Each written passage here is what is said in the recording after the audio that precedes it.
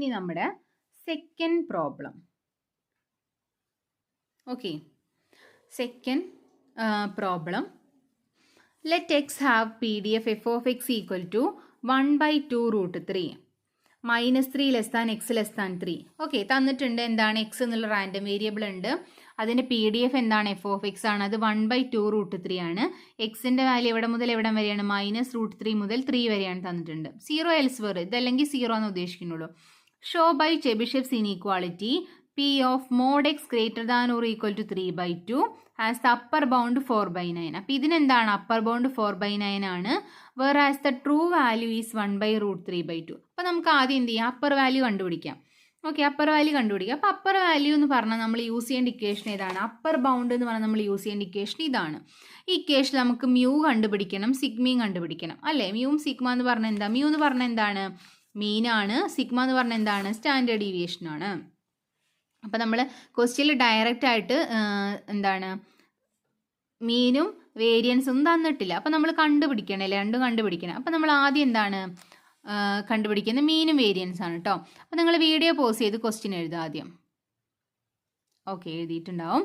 ഇനി find out mean and variance. നമ്മൾ എന്തോ കണ്ടുപിടിക്കണം? മീൻ എന്ന് പറഞ്ഞാൽ മ്യൂ ആണ്, വേരിയൻസ് എന്താണ്? സിഗ്മ. ഇത് രണ്ടും കണ്ടുപിടിക്കണം അല്ലേ? അപ്പോൾ മീന് കണ്ടുപിടിക്കാൻ നമുക്കറിയാം ഇക്വേഷൻ എന്താണ്? Expectation of X is equal to integral എക്സിൻ്റെ F of X D X. എക്സിൻ്റെ F of X D x.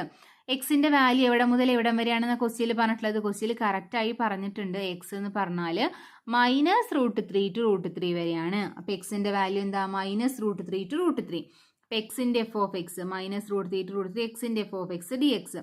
Integral -√3 to √3 X into 1/2√3 D X. Okay, ഇനി ഈ 1/2√3 എന്ത് ചെയ്തു? പുറത്തേക്ക് ഇട്ടു.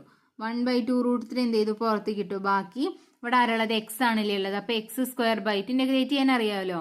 x²/2 -√3 to √3. ഓക്കെ, 1/2√3. പിന്നെ എന്താണ്? അപ്പർ ലിമിറ്റ് കൊടുത്തു. അപ്പർ ലിമിറ്റ് പറഞ്ഞാൽ √3² മൈനസ് ഇവിടെ എന്താണ്? ലോവർ ലിമിറ്റ് മൈനസ്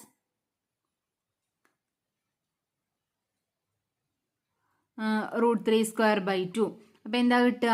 ഇത് രണ്ടും മൈനസ് ആയി പോകില്ലേ? ഇത് രണ്ടും പോകും, ബാക്കി എന്താ? 0 കിട്ടും. 1/2√3 × 0 പറഞ്ഞാൽ 0.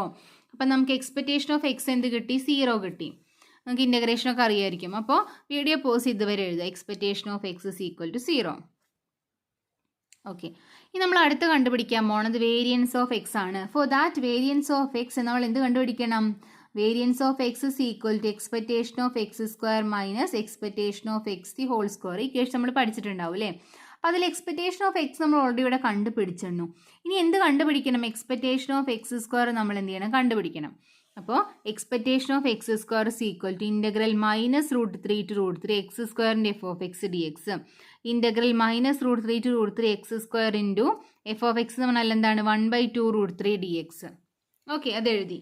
സംശയമല്ലോ. എക്സ്പെക്ടേഷൻ ഓഫ് x² പറഞ്ഞാൽ എന്താണ്? x² f of X D X.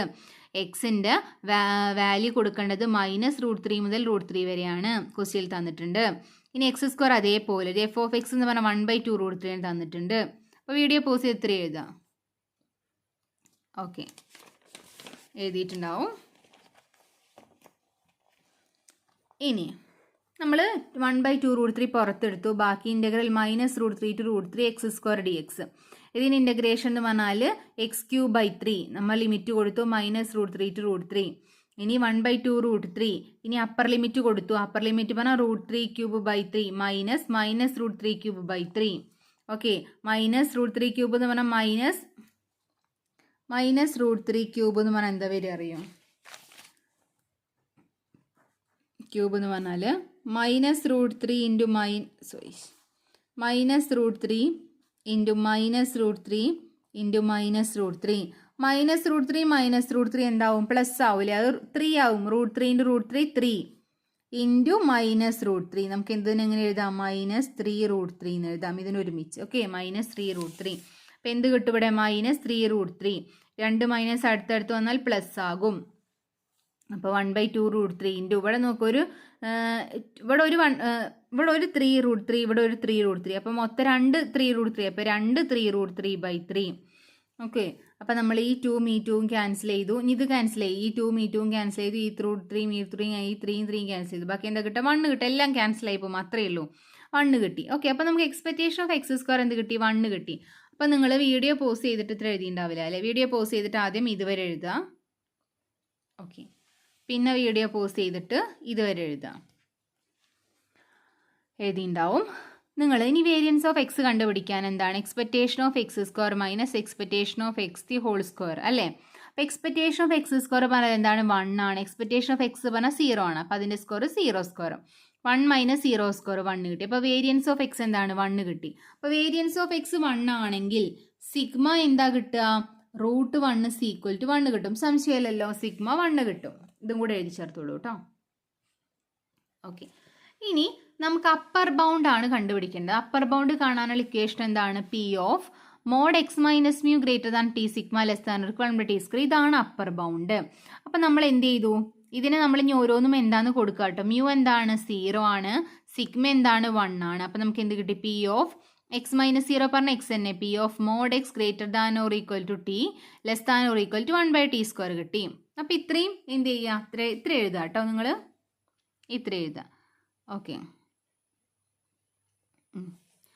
ഇനി നമ്മളോട് ഇത് നമ്മൾ കിട്ടിയില്ല, നമ്മൾ ഉണ്ടാക്കി. ഇനി ഇവിടെ ശ്രദ്ധിക്കുക, നമ്മളോട് എന്താ ക്വസ്റ്റ്യനിൽ പറഞ്ഞിട്ടുള്ളത്? ഇതാണല്ലേ കാണാൻ പറഞ്ഞിട്ടുള്ളത്. അപ്പോൾ നമ്മളത് കമ്പയർ ചെയ്യാണ്. മോഡ് എക്സ് ഗ്രേറ്റർ ദാൻ 3/2 വെച്ച് കമ്പയർ ചെയ്യാണ് കേട്ടോ.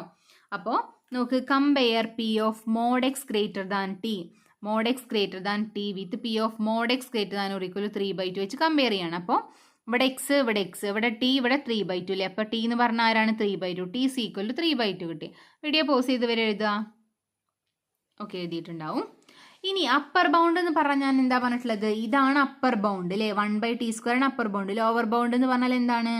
1 മൈനസ് ലോവർ ബൗണ്ട് എന്താണ്? 1 മൈനസ് 1/t സ്ക്വയർ ആണ് ലോവർ ബൗണ്ട്.